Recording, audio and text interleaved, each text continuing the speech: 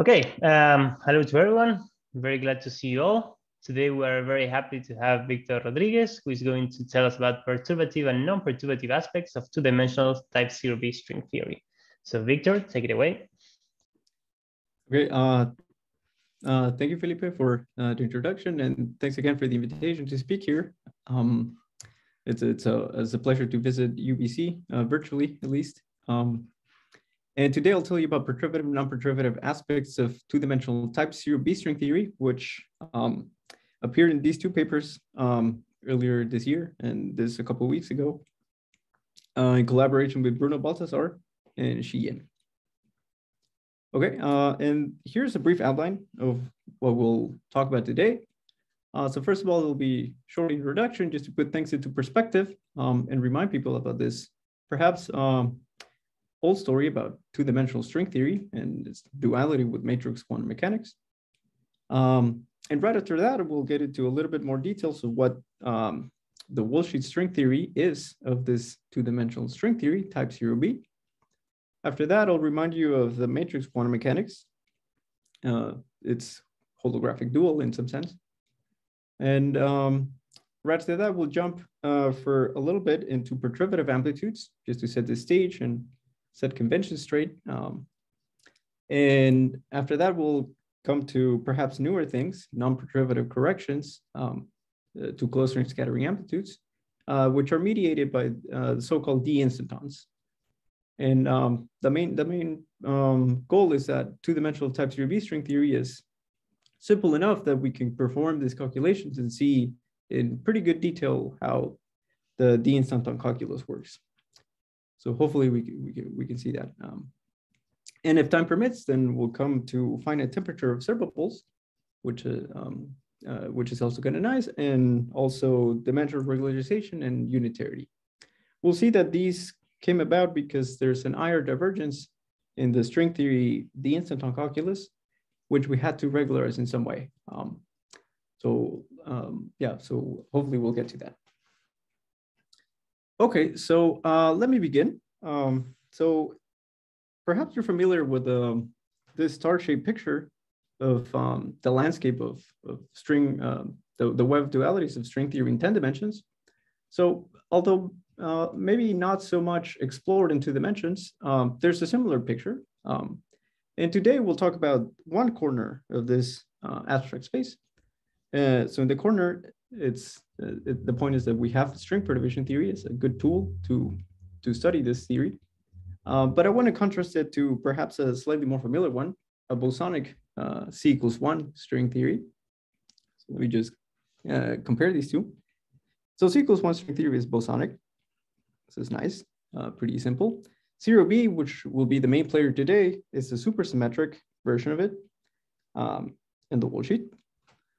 And so in 2 dimensions, it's simple because the only degrees of freedom is a scalar, for example, in the bosonic case, and nothing more, which in some conventions, it looks like a plane wave, as usual in string theories, and an abstract vertex operator, Liouville, with momentum p.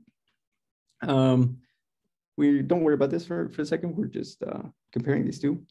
In type 0B string theory, there's going to be 2 scalars, roughly one from the NS sector, the R sector, because it's supersymmetric theory. But even though the worldsheet is supersymmetric, notice that there's no spacetime SUSY. There's just 2 scalars. There's no fermions. Okay, and it's pretty simple as well. There's one scalar which we'll call the tachyon, and another one which we'll call the axion. And we'll come back to these in more detail.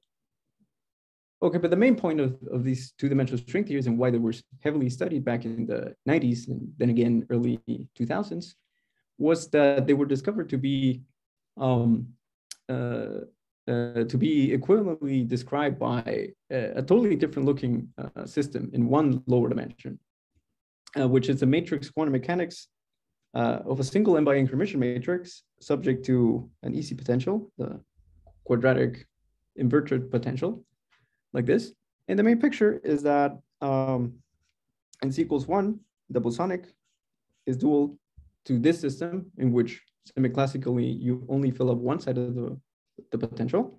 And 0B is the same thing actually, except that you fill up both sides.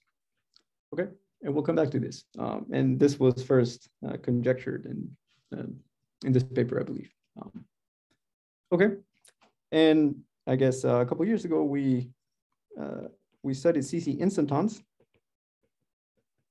which roughly tell you how fermions tunnel across the potential in this picture. And today we'll talk about D-instantons, in which also the same tunneling of fermions here, but then they can go both ways. Roughly speaking, the new feature is that these are charged, charged under the Ramon axiom, similar to D-branes. Okay, so with this introduction, let's get started just to give you more details of what the string theory is. Okay, so what is type 0B string theory? Okay, so let me give you the ingredients of this worldsheet string. So it's fairly simple. We got, as usual, a time-like free boson, which we'll interpret as time. We have it's a supersymmetric theory, so we have its Majoran-Abile fermion partner, size 0. And then we have a slightly more non-trivial piece, which goes by the name of n equals 1 Liouville CFT, which, let me give the fields some name. So phi and its super partner. And this field phi was the thing that we interpret as space. Then we have the usual beta, gamma, B and C ghosts. And similarly for the anti-holomorphic piece. Okay, so this one is in 2 dimensions. There's 2 fields, x0 and phi. Okay, and for those familiar with the Liouville CFT parametrization, you know, the central charge is given by, generically is given by this, where Q is some number, which has another parametrization in terms of B, and the relevant one value for us is B equals to 1. This is just a side comment for those who are familiar with Liouville CFT that the formulas simplify a little bit, the DOCC formula and all these things simplify a tiny bit in this limit. Not too much, but a little bit. And so this is the relevant value such that the central charge is precisely this, and the total central charge of the system is in fact 0, including ghosts. So we have a perturbative string theory background. Okay, so let me briefly describe a little more the slightly more unfamiliar piece, which is Liouville CFT. And I'll describe it in a more CFT language, a slightly more bootstrappy way. So for that, I need to tell you 2 things. I need to tell you the spectrum of the theory, and then I'll tell you the 3-point functions of such data. And with that, you can, at least in principle, by conformal symmetry, you can compute anything you want about the conformal theory. So, okay, so in the inner sector, we have the spectrum consists of this abstract Berthius operators that are called VP, which are labeled by a continuum, some real number, which we call the Liouville momentum, like this. And its weight for completeness is 1 plus p squared.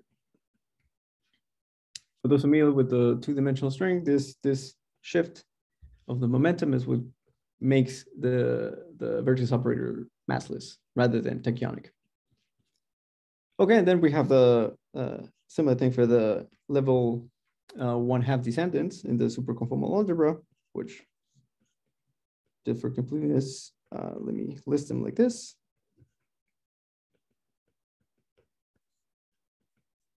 And this is the same weight plus 1/2, same thing, and then like this.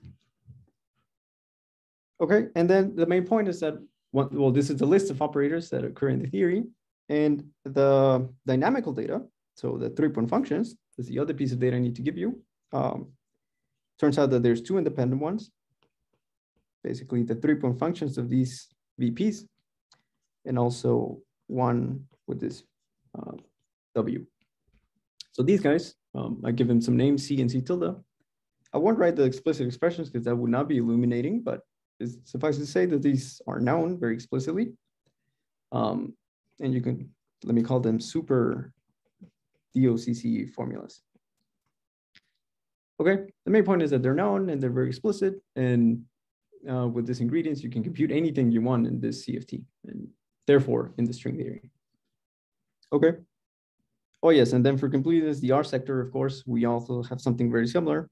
The vertex operators AP, labeled also by a Liouville momentum, like this, the same weight, like this, plus a spin field piece, 1/16.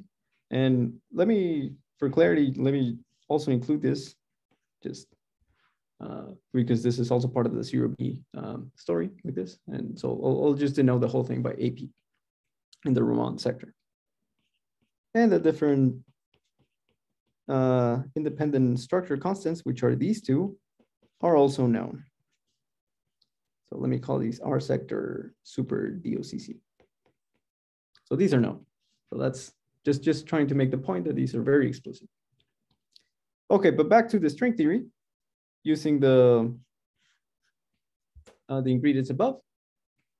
You can analyze, for instance, the BRC cohomology and find out what are the actual physical states from the ingredients above. And as I claimed before, there's only two, something that we call the tachyon, so curly T, and the axion, curly A, which are nothing but plane waves. So exponential in the free boson like this, just like in usual string theory. And one is this Liouville vertex operators that I told you about, BP, and the NS sector, at the particular value of the momentum equal to the energy, such that the whole thing is on shell. Similarly for the axion, plane wave and free piece times this AP on the top of the page, like this. Also energy omega. And that's it. So these are the only things in the string theory. So pretty simple. But okay, this might have been a little abstract. So let me just give you the main picture that you should keep in mind. The main physics of type 0B string theory is this. So recall that, well, Liouville is a linear dilaton theory. So the string coupling actually depends on where you are in space. So let me draw space in this line here. So this is space, phi. So on the left-hand side, we have really weak string coupling, exponentially small, vanishing. And on the opposite end, we have exponentially strong coupling. But then the point of Liouville is that there's an exponential Liouville wall like this, which shields this potentially uncontrolled region of very strong coupling. Then the main physics is that just these guys are just plane waves that come in, interact here where the string coupling is non-zero, bounce off the wall, and then go back to infinity, like this. And in 0B, there's two types of such scalars. One of them is the tachyon, and the other one is the axion. Okay, so this is the main picture to keep in mind.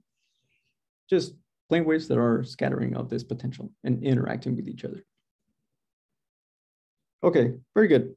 So briefly, let me remind you of the matrix model. So the matrix model is the system of an n by n intermission matrix subject to this inverted quadratic potential. And using standard techniques of diagonalizing the matrix, this can be equivalently described by a system of n free fermions, non-interacting, just together.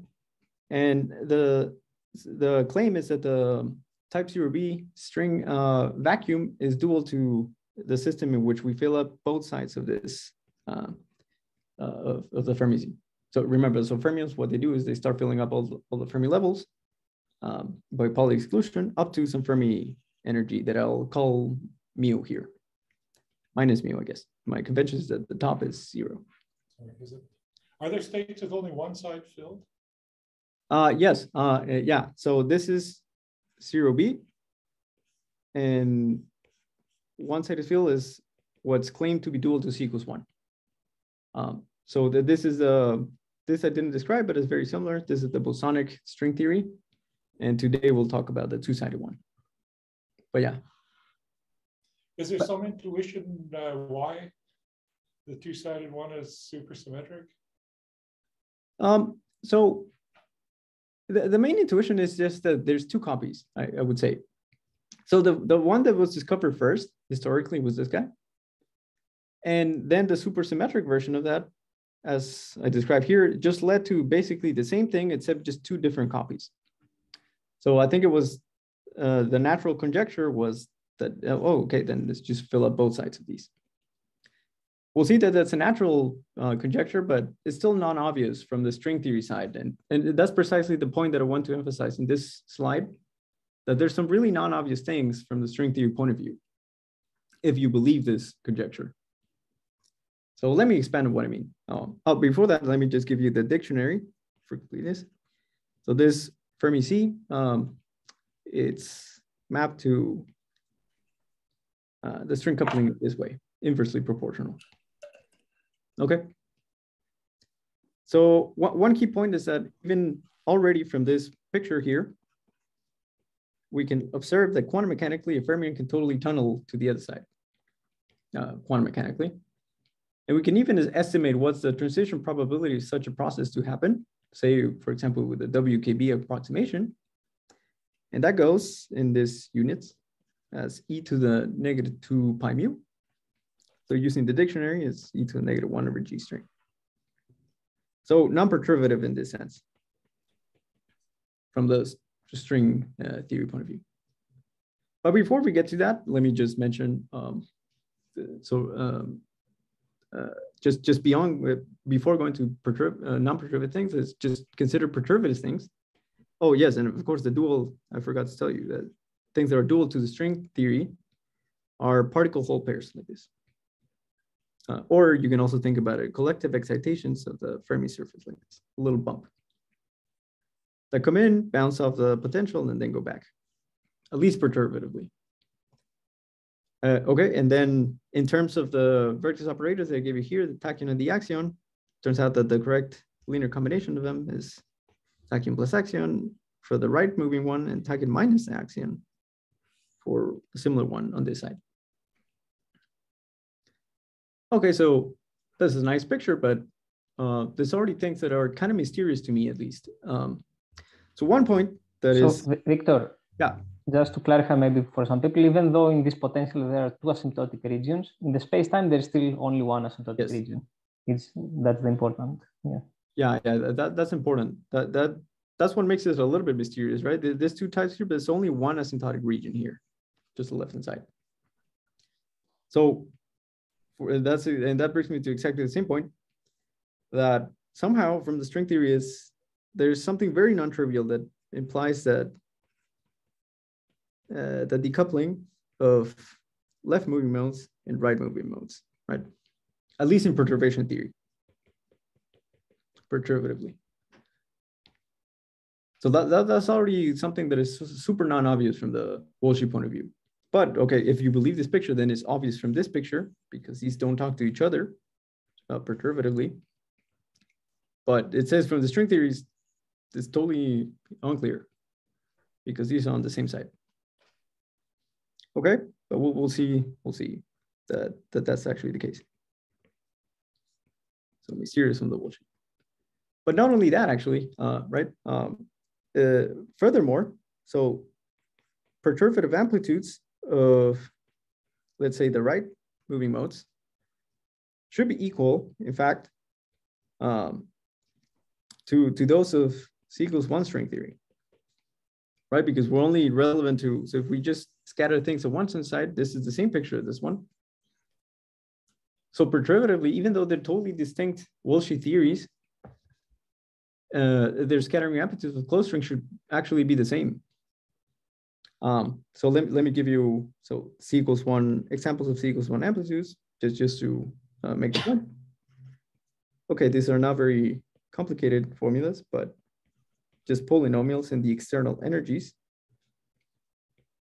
This one has a slightly more interesting piece, where omega is the incoming one, omega 1, omega 2, omega 3 are the outgoing ones. Okay, so simple looking ones, but these are amplitudes of a distinct string theory. So it's also a little mysterious. Okay, so again, before going to fancier non-perturbative stuff, we should make sure that these things are actually correct, right? So let's see how that works actually. And as I claimed before, with all the ingredients I gave you earlier, we can actually test this in precise detail. So what we want to investigate is, for example, the 1 to 2 amplitude. So say one string comes in like this, then decays into 2 like this, computed by this sphere diagram. And let's say that we're on the only scattering things on the right-hand side of the matrix model.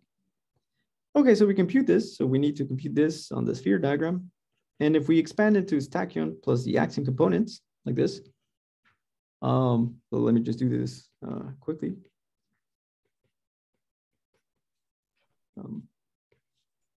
Oops.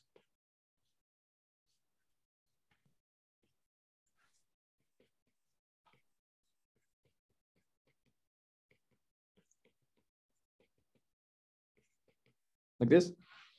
Okay, these are the non-zero ones. And using the formulas that I give you above, the super DOCC formulas, we can actually compute these. And I'll give you the answer that, for example, this guy, after we impose energy conservation, which comes from the free boson piece, as usual, it actually reduces to something simple. So these things that are complicated gamma functions and so on, it reduces to this thing. And similar for this. Okay, so indeed, the main point is that it does reduce to the matrix model that I told you about, even in this supersymmetric case. So in the bosonic and supersymmetric case, they're the same. Okay. Okay, it's already non-surprising. It's already surprising, but you know this was crucial. Now let's see the decoupling of the two types of strings. So for example, what if we suddenly put the left-hand side mode on the other side of the potential? So say something from here. Perturbatively, this should vanish. And okay, we can see this totally happening if we expand into its tachyon and axion components. Well, the only difference was this minus sign here. And these two are the ones that pick up a minus sign. And you can see that these two cancel actually. So indeed, the perturbative decoupling also works out nicely, precisely. And these are like, in terms of the formulas that I gave you before, this is the expansion rate like this. But notice that, you know, this, for example, this C tilde was in the N sector, and these other ones were the R sector. So this is like an interesting relationship. So what I'm saying is that the decoupling of the L's, which was totally obvious from the matrix model, implies that, in fact, once we expand into tachyon and axion components, as we did above, well, let me just say that in general, it's like a relation between NS and R sectors of the string theory. And the only thing I want to emphasize here is that this is like a stringy statement as opposed to a CFT statement, because we needed to, for this simplification to happen, we needed energy conservation. And more generally, you would need to integrate over the moduli space of the string diagram like this. So this is a stringy statement. Okay. So in fact, and you can convince yourself, as in blue here, that in fact this implies that once you expand into tachyon and axion components, then all contributions are proportional to each other.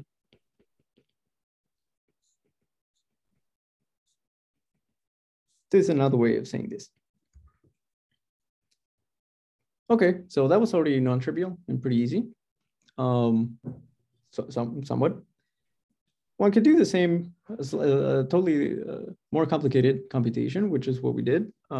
Say if the decay of one string into 3, like this, the 4-point sphere amplitude. And okay, you can play the same game.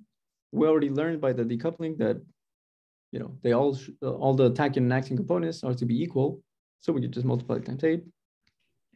But okay, I won't do this in full time. Just wanted to mention that, you know, this is a more non-trivial test of the duality. And just to give you a flavor of what this would be what this computation entails is like in Liouville, at least the Liouville piece, we have to expanding in super conformal blocks. So for example, this guy, you expand into the 3-point functions, that's super DOCC, integrative of intermediate state P here, an integral here, multiplying a conformal block, which depends on the external energies, intermediate guys, and the modulus. And then finally, we integrate with this C modulus, which in this case of the 4-point sphere diagram is just the position of one of the vertex operators. Okay, so obviously I won't do this in real time, and we can only do it numerically because these are not even known functions in closed form. They're known through some logic of recursion relation. So that's why we did it numerically. But in the supersymmetric case, there's actually 8 independent blocks, which were derived in this by the group of Haddad and Suchanek recently. And we implemented numerically, and we're able to check that indeed it reproduces the answer once you integrate over the modulus. Okay, so this was more of a comment for bootstrappers, and I guess that if you wish to do n equals 1 to the Virasoric, super Virasoric form bootstrap, then these are numerically implemented now, if you wish to do that. But okay, the point is that it does reduce to the expected matrix model result, the answer they give you earlier in this paper. Okay, so having verified those 2 mysterious points, let me pause here before going into perhaps newer things and non-perturbative things in D-instantons. Victor, I have a question. This whole construction that you described works for type 0B string theory. Yeah. Is there something analogous that works for 0A? Yeah, that's a good question. It's just that the worldsheet is very similar, actually. It's just that it involves a different geoso projection.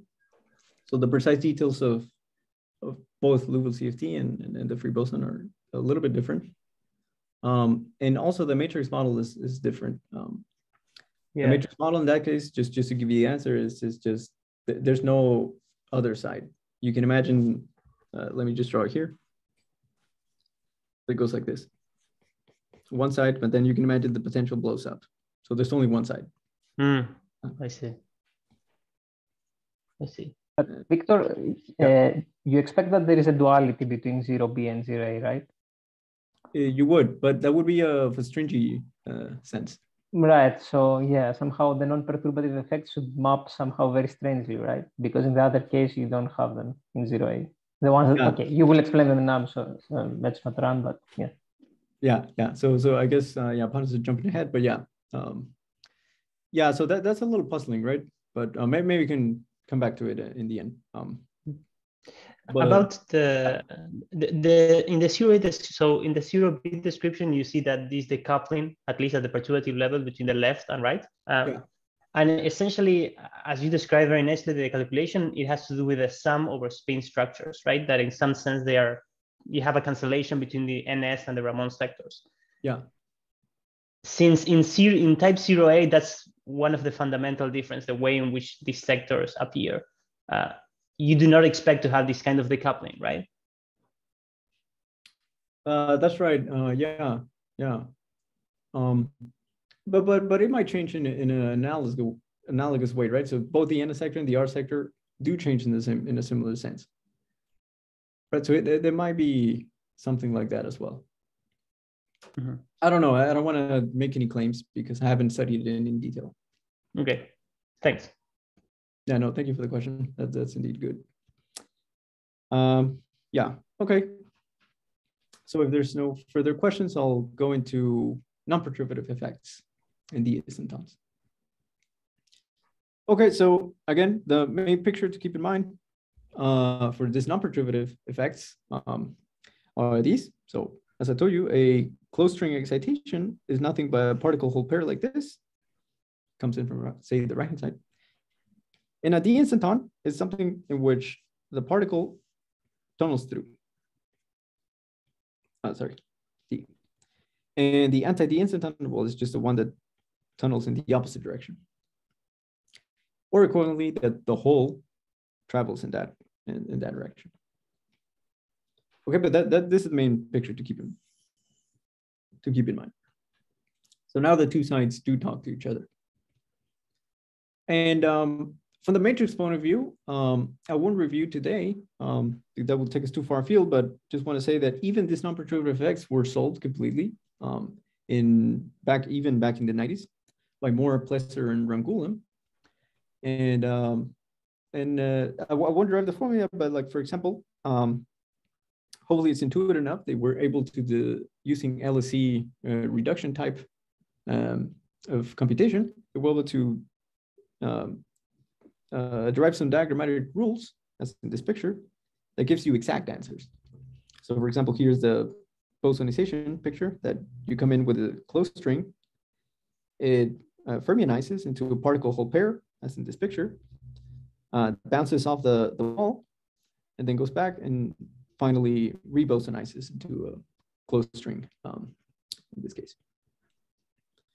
Okay, and then the answer kind of looks something like this. So you get a bounce factor for the particle in the hole, for the particle. Something like this. Okay, and then you integrate over the possible ways of giving the energies. Where these R's are something exact. Okay, so yeah, so just wanted to emphasize that these things are known explicitly. And yeah. So, but let us focus now on the string theory side of things. Okay, but for that, I will give you a flash review of how this D-instanton calculus works, because it's a little different from usual closed string amplitudes, and how they capture non-perturbative effects in string theory. Okay, so it's very similar to deep brain scattering, actually, which now, instead of having closed Riemann surfaces, you consider Riemann surfaces with a boundary, and where the boundary condition in such a boundary is the D-instanton boundary condition. So for example, to leading order, the leading order diagram is actually a disconnect diagram. So that's the first non-trivial feature of the D-instantons, that you have to include disconnect diagrams. So again, the picture is the string comes in, string comes out. So it looks disconnected, but a picture I like to keep in mind is the one here on space-time, here on the right. So we have space and time. And the D-instanton is an event that happens at a particular value of space and time, like this. Let me give it a coordinate x0,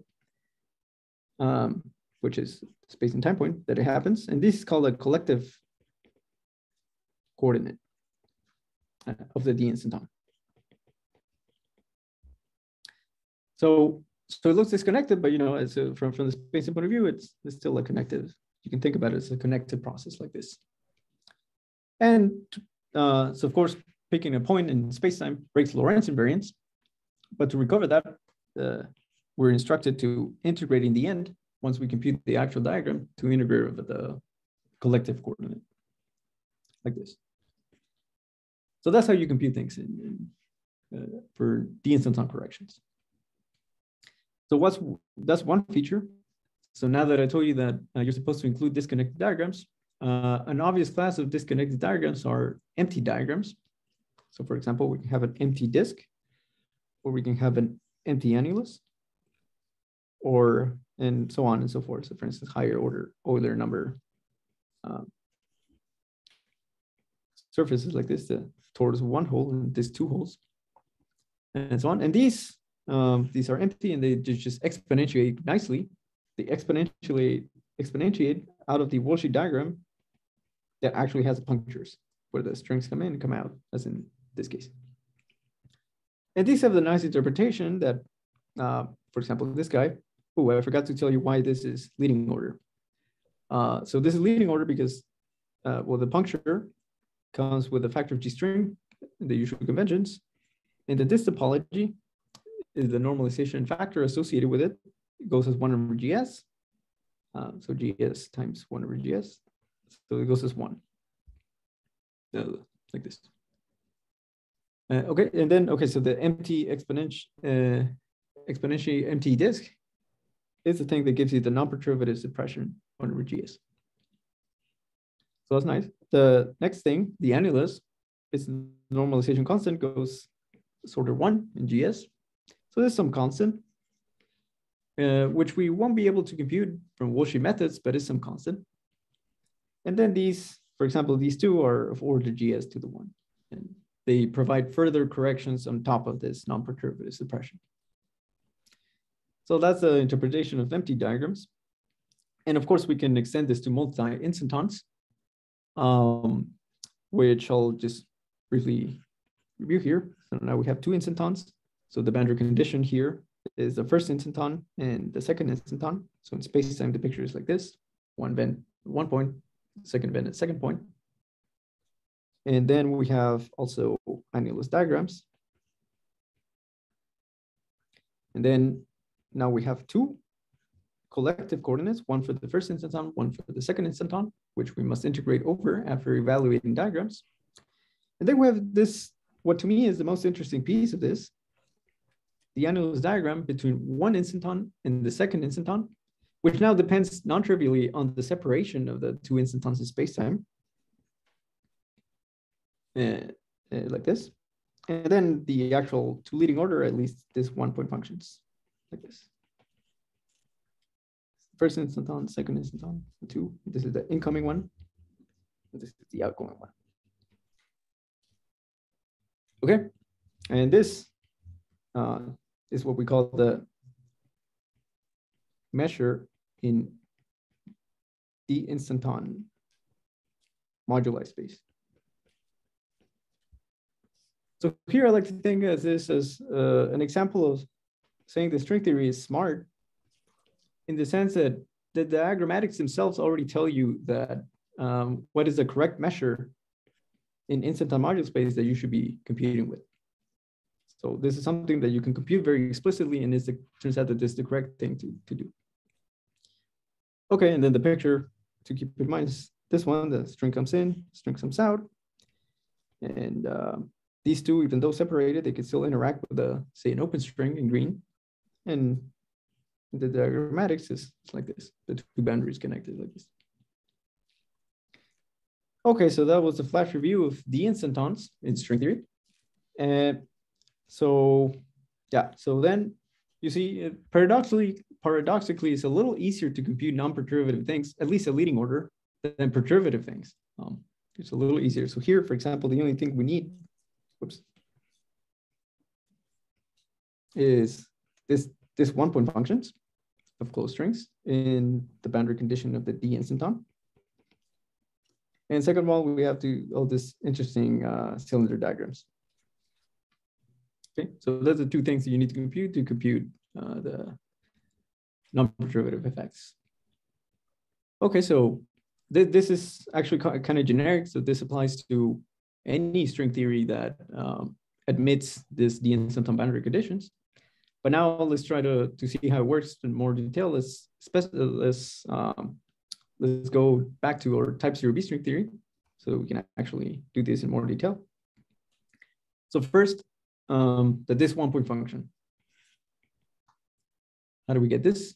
And the usual strategy for this is to exploit the modular covariance of the cylinder diagram. So that's a complicated way of saying just something that goes by the name of open closed string duality in some sense, because you can think of the cylinder diagram as the exchange between 2 boundary states of closed string that exchange a closed string like this. But on the other hand, you can think about the same cylinder diagram as computing a partition function of open strings, partition function like this. Now, the consistency of the conformal boundary condition is that these 2 things must be the same. So, okay, so on one hand, we have the trace over the open Hilbert space. And the other hand, we have a transition amplitude. And well, this boundary state is written as an integral over all the closed strings. So for instance, the n sector, we have some function here that I call psi times some Ishibashi state like this, which is not super important to know what that is for the purposes of today. but this is for every closed string. So this is the n sector in Liouville CFT, and then the ones in the R sector, like this. And the boundary state take this form, and D and anti-D-instanton, they're just different in sign, like this. The main point is that these are precisely the one-point functions. But by the way, we're here, I'm focusing on the Liouville piece, which is a non-trivial piece. Okay, but then here comes the definition of what I mean by the D-instanton boundary condition, at least in the Liouville sense. And the definition is actually the simplest thing that it could possibly be. So namely that the open string Hilbert space, so that this side of the right-hand side is nothing but the identity operator and no more. So is this plus, okay, plus its Virasoro descendants. Okay. And well, sorry, not just that, but also a GSO plus projection. So we should put in a -1 to the F here, projection. So this is similar, for those who remember, similar to BPSD brains that also have a GSO plus projection in their open string spectrum. Okay, so knowing the right-hand side, we can deduce what the left-hand side must be. So we definitely know what this is here in gray, perhaps not too important, but we can deduce what these functions are. The answer is that there's just it's a sinh and a cosh, like this. So that's the answer. And so, okay, so we're done. So with a one-point function, so it's sinh plus a cosh, expanding and stacking and axing components, so it's just some exponential. By taking the zero momentum limit, we can also read off the charge with respect to the axion. So in the conventions is the D-instanton will have +1 and the anti-D-instanton will have -1, which just comes from this sign. Okay, so that was a small digression of some standard CFT technique to evaluate these one-point functions. But okay, then let's come to perhaps the most interesting piece of the D-instanton calculus, which is the cylinder diagram, which is the interaction between the two D-instantons. Okay, so that's also a CFT computation in the full 0B string theory.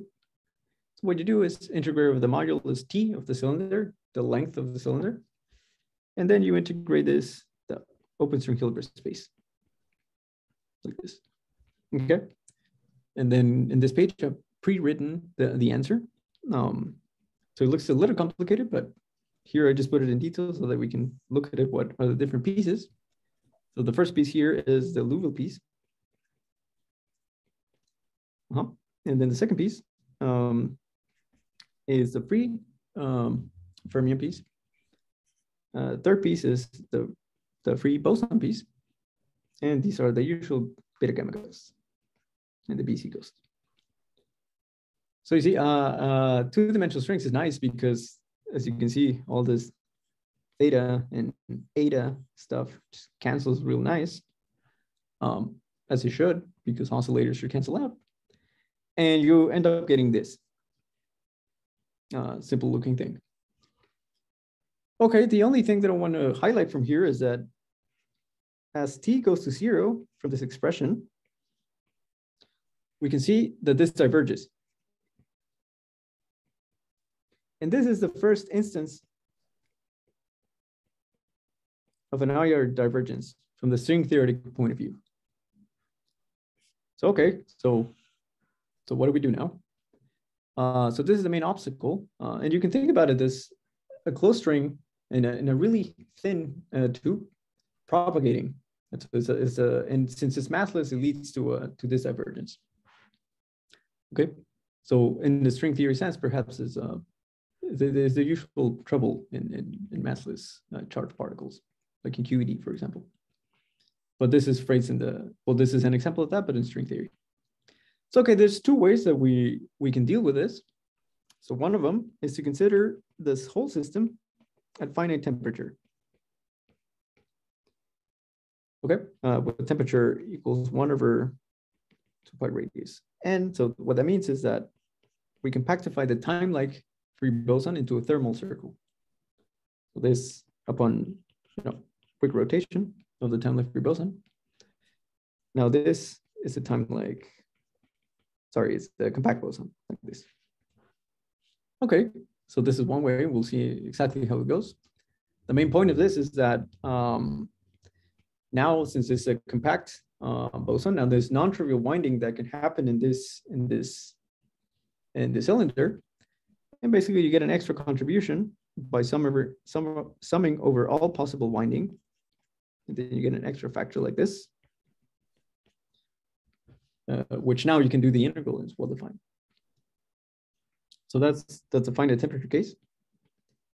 The other approach that you could take is to do something more, as we learned in QFT, is do dimensional regularization in space-time, but space-time. Okay, so it's the second approach, dim-reg. So what is, in words, what does this entail? So what you do here is to deform the worldsheet a little bit.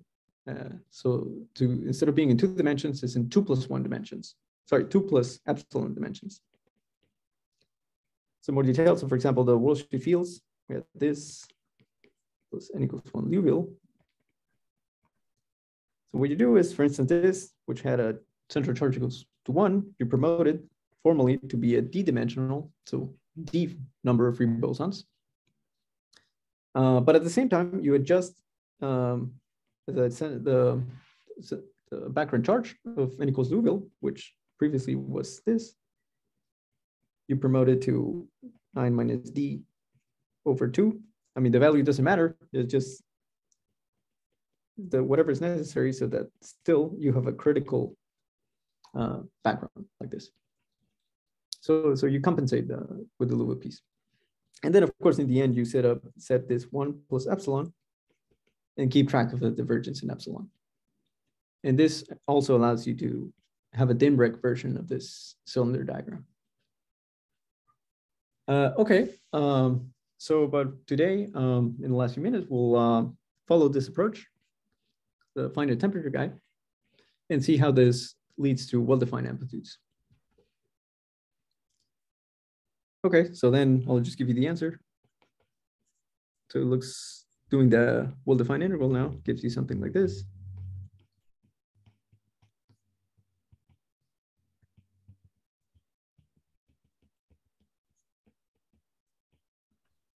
For generic R, for some finite R. So let me take back to the 0 temperature, which is a theory of interest for us. So this still diverges, because it gives you something like 1 per R². Okay, so it still diverges. But we got to remember that this is not the only cylinder diagram we should be including. We also have to include this. We also have to include the one, let me remind you, so red is the instanton and blue is the anti-D-instanton. So we also have to include these guys with the cylinders that have the same boundary condition in both. Okay, in at finite temperature, these are given by something like this, and they're equal, where ND is some R-independent constant that unfortunately we can't fix by worldsheet methods, but it might be possible to do it using string field theory methods, as in recent work by Ashok-san. But we have not attempted to do that. But anyways, some constant. We'll fix it by other means. So anyways, the whole combination of cylinder diagrams, like this, which is what appears in the diagrammatics. It's the following. And actually, let me just already take the non-compact limit or the 0 temperature limit of interest. And it's something simple. This. Okay. So just to make sure that we got a sensical result, a quick check that we can perform is, take the distance between the D-instantons to be large, So again, let me remind you, dx is the distance between the d-instantons. So let me take it large. So this behaves as log dx, which is another way of saying that this is a two-dimensional Coulomb potential between charged particles. So just like d-branes as well, right? So, okay, so we land on something that makes sense. Okay, so that's good. So now that we're a bit more confident that upon this regularization of turning a small temperature and then going back to certain temperature limit, we computed this measure here. And this is the diagrammatic set that we had before. So the measure, we got it. And the 1-point functions, which is just some sinh and some cosh. Okay. And now we have to perform this integration over instanton moduli space. Okay, so then the center of mass coordinate, so the center of mass coordinate of the 2D instantons, so say S is x1 plus x2, just gives you, restores energy conservation like this. Okay, so it's an easy one, but the non-trivial one, which you have to integrate over this measure, over delta x, the separation. Oh, well, now this, as you can see, there's a pole hitting exactly at 2 pi. So the last piece of ingredient is that I have to specify a contour prescription to do this integration in D-instanton moduli space. Turns out that the correct contour is the principal value contour. And let me just mention here that this is also the one that Sen more formally argued that should be the correct one for any theory that is to be unitary.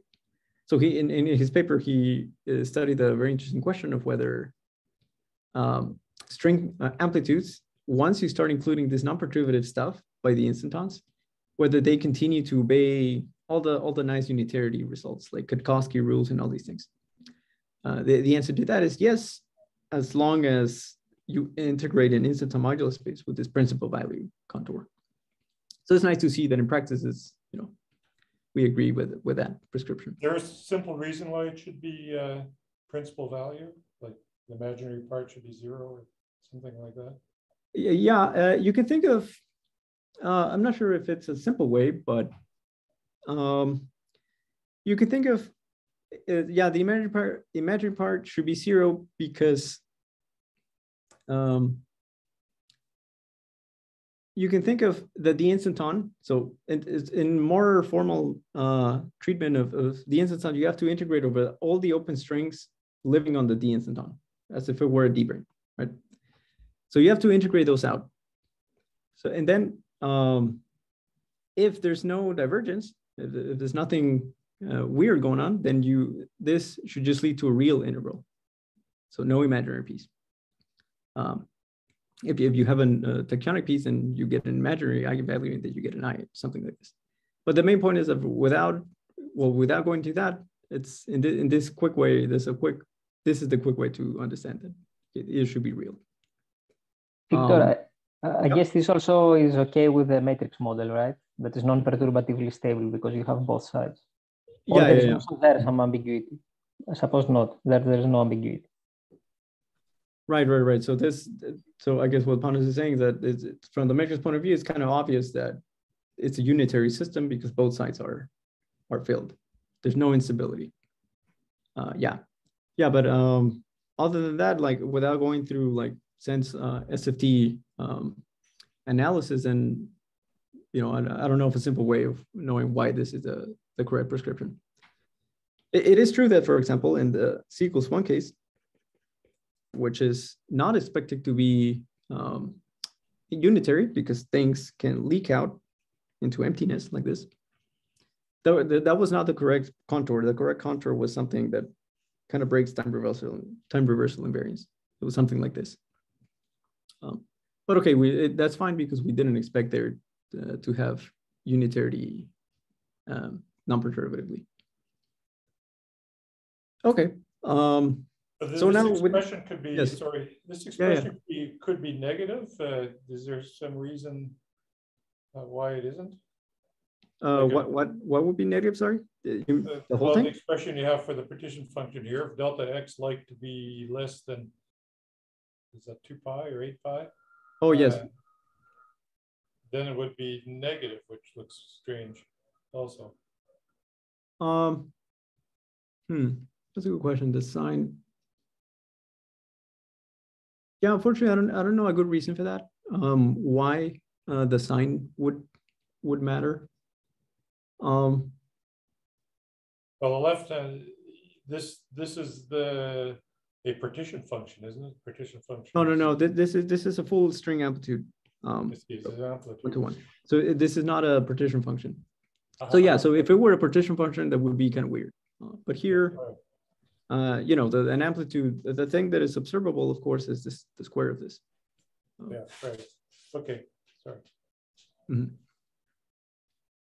Okay, so doing this computation for the amplitude, the 1-to-1 amplitude, well, one can check that it indeed reproduces the matrix model result that we claimed. And that's nice. So on the one hand, it really tells us that the duality with the matrix model is, you know, it seems to be correct non-perturbatively. Or saying it backwards, the duality, if you believe in the duality, allows us to be more confident on that the diagrammatics of the instantons is actually correct, including the contour prescription and so on. Okay, and of course you can extend this to, so today I describe the full bounds. So if you want, what I described is the one right moving to another right moving mode. Or you can also do one right moving that completely tunnels to the other side, very similar to the left-hand side, as in this picture. And that also works. And you can further generalize it to k outgoing strings and so on. So, okay, running short on time, but this is good because I'm basically done. Just highlight a couple of things that unfortunately we don't have time to discuss. But a nice aspect is this finite temperature thing that today I mostly took back the 0 temperature limit because that was the theory of interest. But you can also compare both the string theory side and the matrix side, both at finite temperature. And they both agree as well. Of course, this is a little interesting because, well, from the worldsheet point of view, it turns out that, well, it's already non-trivial that finite temperature observables make sense. And I think the reason for that is that we do have a coupling that turns off exponentially in one hand side of space. So even if the whole system is a finite temperature, it seems like thermal S matrix elements seem to make sense because there's no coupling in one asymptotic region. And similarly for the matrix quantum mechanics, we're able to define something that looks like a thermal amplitude, also using sort of a thermal LSC prescription. You have to factor out the Bose-Einstein factors to define what the S matrix element would be. So that was also kind of fun, but unfortunately I have no time to describe today, maybe a different time. And of course, DIMREG, which I didn't describe today, but its one advantage is that inclusive scattering probabilities actually make sense, as opposed to perhaps they're not super manifest in the finite temperature case. But using DIMREG, we were able to check also that unitarity is actually saturated at the first non-trivial non-perturbative order. So that's a further check. Okay, so yes, a couple of future directions to end in a good note. So one thing is the role of higher CC instantons, super CC instantons, if they play any role, and we expect that they would at higher orders, higher instanton orders, as they did in C=1. So it's an obvious future direction. A second future direction is slightly more challenging, which is studying subleading corrections to the non-perturbative effects. So what I mean by that is suppressed by this non-perturbative piece, but further suppressed by a power of GS. So today we discussed this, it would be interesting to see how these also continue to make sense. And the diagrammatics involves some fairly non-trivial diagrams now. Finally, more broadly, for example, trying to understand more broadly the space of two-dimensional M theory in the sense that I began the talk with, that could be also interesting. But for example, there's one that at least I don't know a matrix model for it, this SO23 heterotic string, which is built out actually of the same ingredient, n equals 1 Liouville.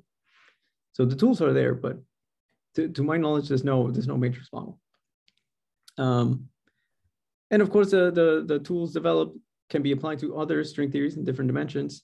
And here, I guess I'll just advertise that in 10 dimensions, the type 2B superstring, perhaps more familiar, effects of D-instantons can also be systematically studied. Okay. So let me end here with one simple note to end on a nice note. So this is nothing new, but it's still a nice thing to think about. So we started with this two-dimensional M theory. If there's such a thing, I don't know, but somehow this story seems to point to a nice picture that somehow in matrix space, as I told you today, in some corner, there's a special point, namely the inverted quadratic potential, in which these two completely different looking string theories are actually the same matrix model, except they only differ in the choice of vacuum. So what I'm saying is that maybe in 2 dimensions, there's a beautiful unifying picture that perhaps the M in M theory, at least in 2 dimensions, stands for matrix. But okay, so that will be subject of a different time. So I'll stop here and thank you for your attention.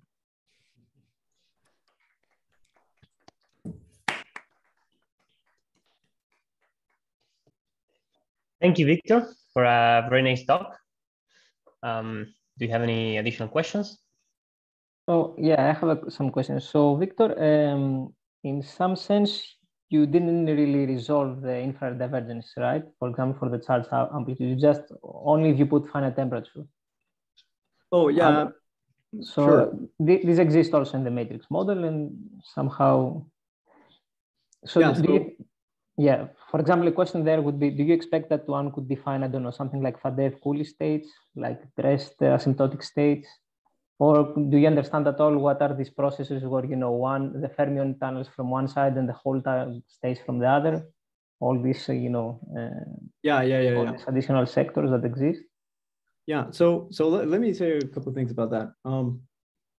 So first of all, it turns out that, as I briefly mentioned, only in words, that you can define thermal amplitudes both in the string theory and in the matrix model side for the zero charge sector, right?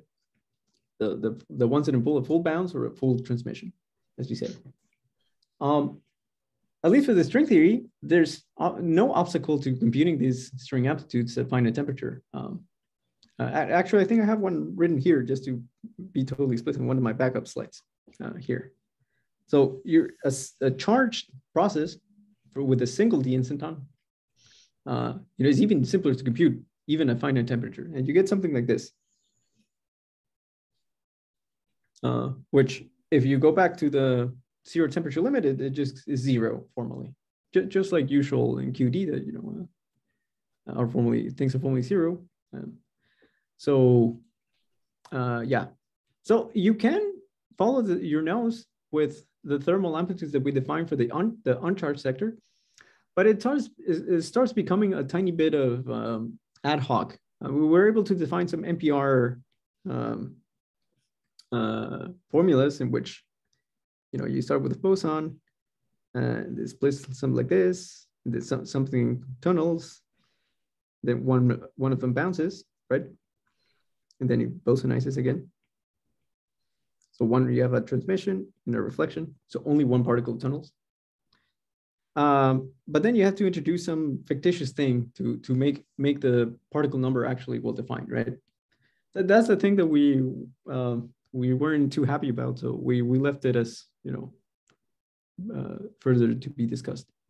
But again, you're right that from the string theory side, there's no problem with it. These things are real, and maybe the string theory is already giving you the regularized thing.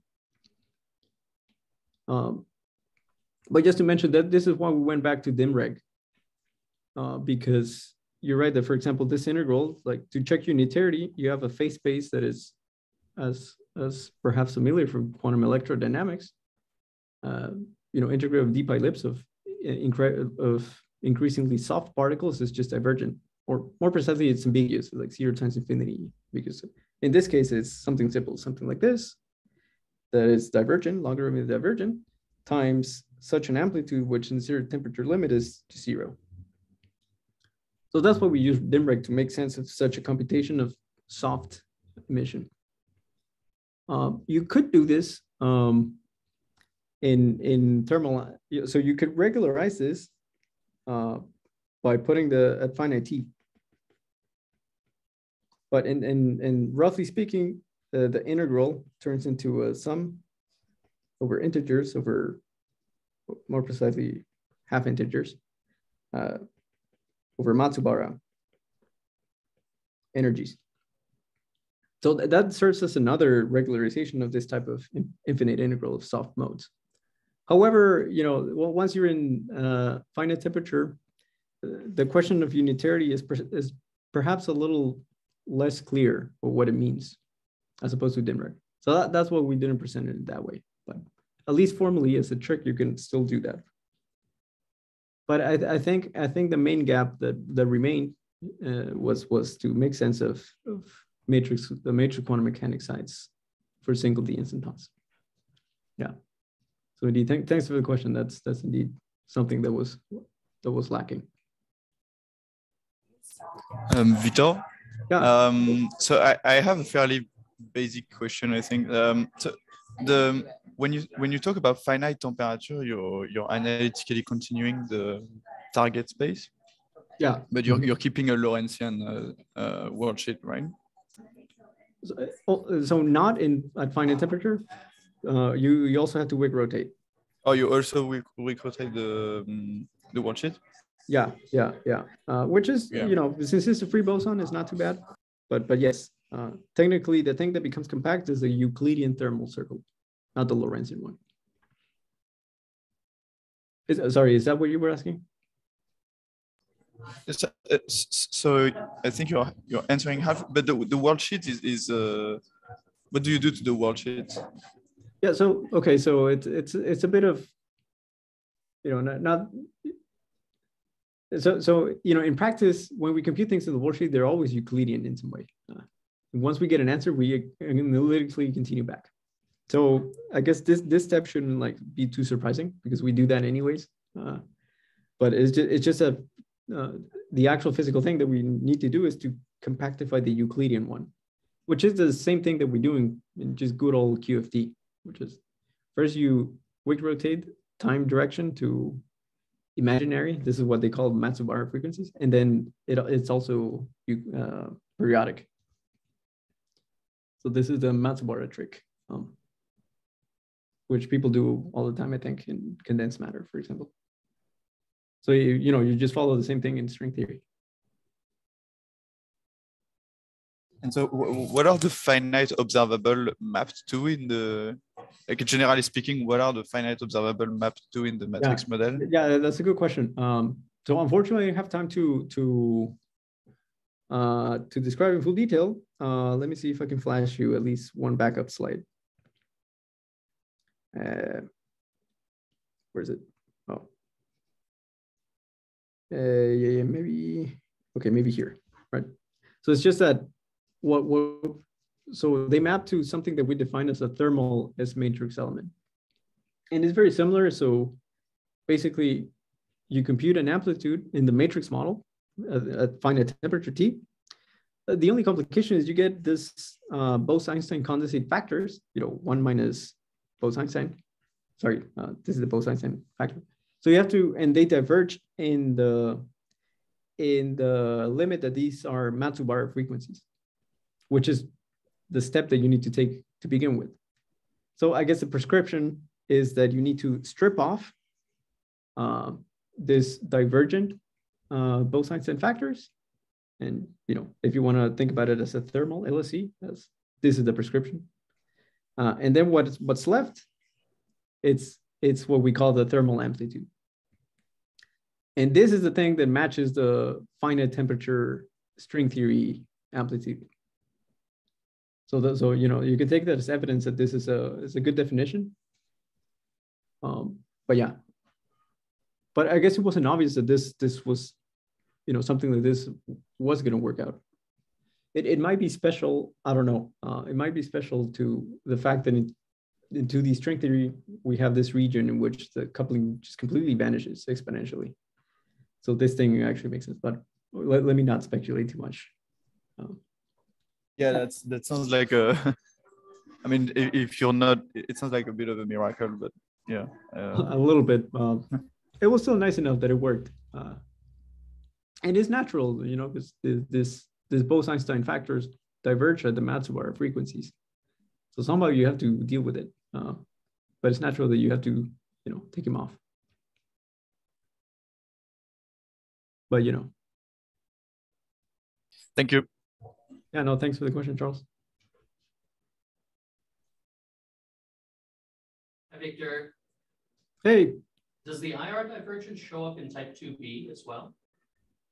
Type 2 string theory? No, wait. So, actually, maybe, yeah. Let's see. The usual story. Yes, actually it does. Yeah, I'll have to remind myself because I guess it's been a little bit since I looked at it. But yeah, so the cylinder diagram, from a string point of view, the IR divergence came from the cylinder diagram, right? Yeah. Now this cylinder diagram in type 2b is a little more complicated because now you actually have an infinite tower of contributions. So that's a further perhaps technical contribution, but I think that it's also a sign that the cylinder diagram also diverges. I haven't thought too much whether I can interpret that as an IR divergence in the same sense as I did here.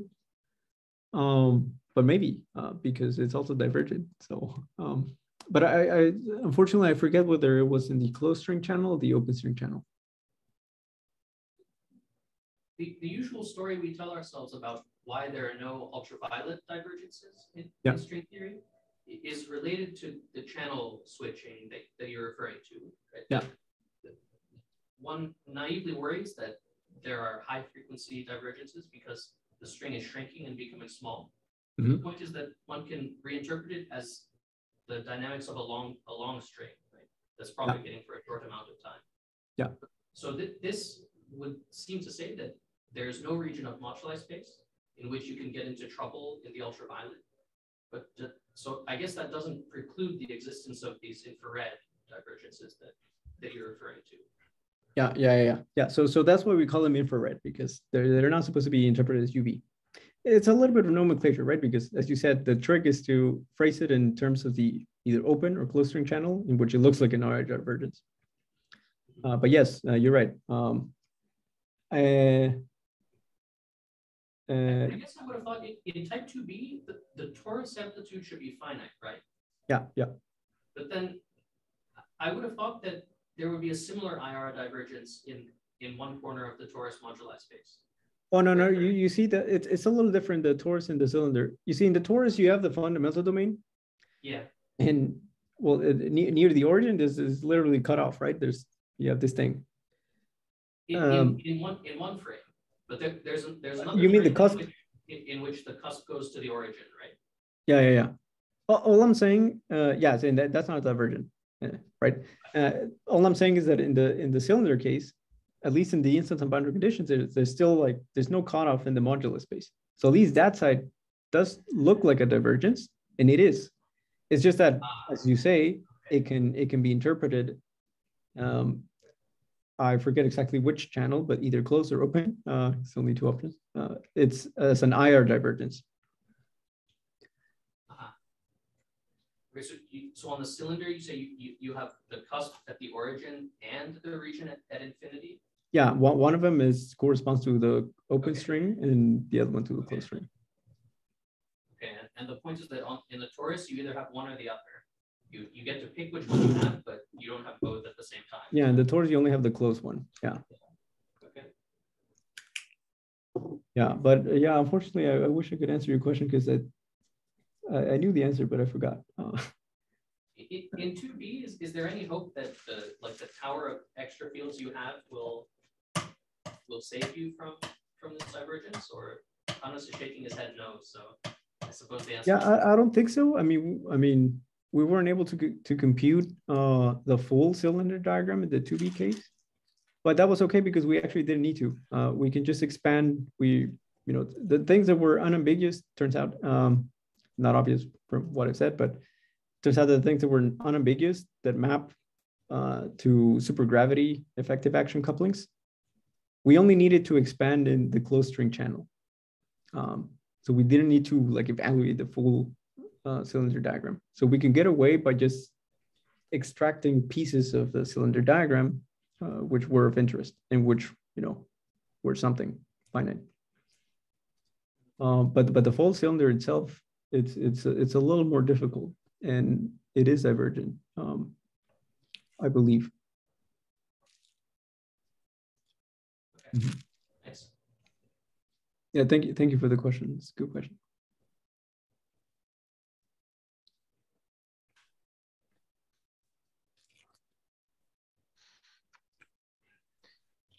Okay, if there are no more questions, let's thank Victor one more time. Thank you, everyone. Well, thank you. Thanks for the talk.